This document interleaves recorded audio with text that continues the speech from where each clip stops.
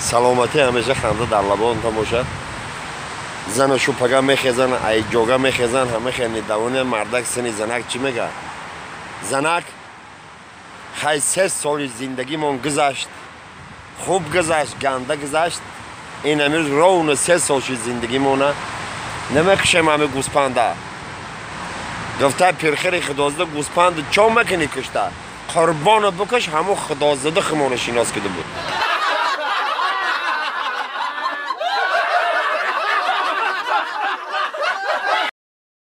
سلام علیکم، صبح بخیر. یک قصه نوبتی نقل میکنیم در برای اون مردمی که سال 41-45 برای ما و برادرها خون جگر خوردن، صلح و امانی رو پیدا کردن.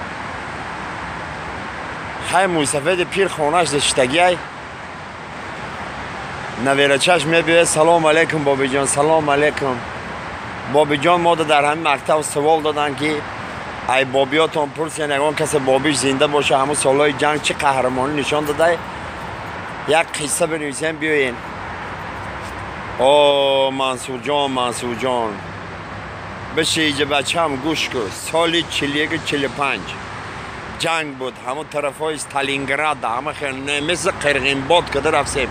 ای بالا میزنیم، ای پایان میزنیم، همه خیلی شبیده رفته زیم. ای همون بالا یک سناریادی ما ای سملات همه خیلی پرت افتن آمد در دوری عقابی نمیسکی زد. یک چندودی خاکی سیاه باد خست. یک وقت نگاه میکنیم یک ردیسی نمیس همه ای آسمان آمد در دوری عقابی ما زد. خیلی ما 6-7 نفر در همه عقاب همون نمیس گرفتیم، ردیسی نمیسه از نسیل لوت کردیم. اون سه پرون ما در دوری عقاب از نسیل لونی. گفته بابی جان یه سوال دیگه هم بتون تا همون ردیستی نمیسه که آمد در دوری عقاب تون غلطی مینه تام کردین چه؟ نه بچه جان. گفته وقتی ردیستی نمیس آمد در دوری عقاب ما زد اون وقت کلا نداشت.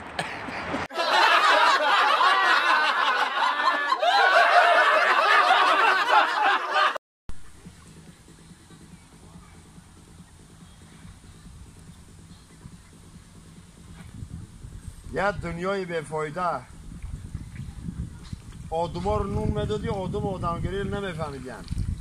ای همون صادقه ای همون قربان دروازی را همه دو مرغاوی خوبه اوش وچنه 2 تا مرغه که بلد یخیلش ایمه رو 16 روز کلونه اون هم وقت شاورما که گشته ایش یه تریابکه خطی یه پالیساس خطی خش گره نگیشته.